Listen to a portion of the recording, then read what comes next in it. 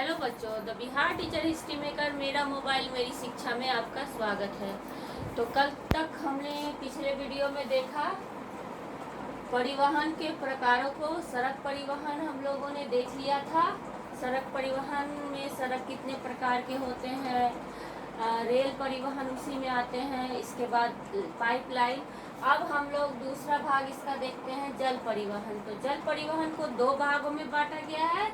Simple, इसमें दो भागों में बांटा गया है, आंतरिक जल परिवहन और अंतरराष्ट्रीय जल परिवहन।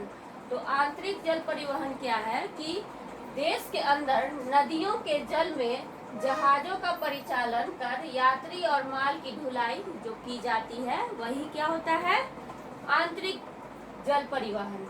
मतलब आंतरिक, अंदर का। भारत में ही एक जगह से दूसरे जगह जब जल में एक जगह से दूसरे जगह नदियों के सहायता से जहाज़ों को ले जाया जाता है, जिसपे आयात निर्यात किया जाता है कच्चे मालों का, बहुत सारी चीज़ों का। इसके अलावे यात्रियों का भी आना जाना होता है भारत के ही देश में, भारत ही में ही दूसरे राज्यों में, एक राज्य से दूसरे राज्य में। तो ये क्या कहलाता है, आंतरिक जल परिवहन। आंतरिक जल परिवहन यही कहलाता है। देश में लगभग 15,000 किलोमीटर नौका संचालन जल मार्ग है। भारत देश में कितना, 15,000 किलोमीटर नौका संचालन का जल मार्ग बना हुआ है, जल मार्ग का रास्ता है।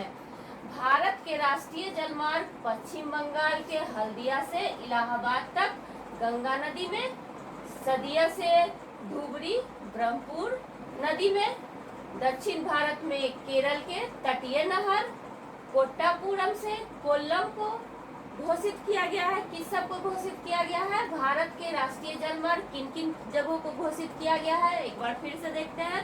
पश्चिम बंगाल के हल्दिया से इलाहाबाद तक गंगा नदी में, सदिया से धुबरी ब्रह्मपुर नदी में, और दक्षिण भारत में केरल के तटीय नहर कोट्टापुरम से कोल्लम को, इनको क्या घोषित किया गया है, राष्ट्रीय जल मार्ग घोषित किया गया है इनको।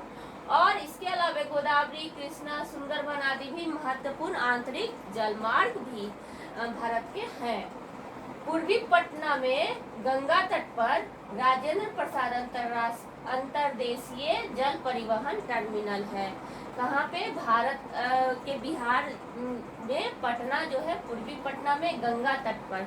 हम जानते हैं ना, गंगा नदी बहुत लंबी नदी है, जो बिहार से भी होकर गुजरती है। तो उसमें पूर्वी पटना में गंगा तट पर राजेंद्र प्रसाद अंतरदेशीय जल परिवहन टर्मिनल है। वहाँ से बहुत सारे ये आंतरिक मार्ग के जल परिवहन एक जगह से दूसरे जगह आते जाते हैं। गंगा नदी में मालवाहक जहाज भी यात्रा करते हैं। गंगा नदी में इसके अलावा मालवाहक जहाज माल एक जगह से दूसरे जगह भी ले जाया जाता है।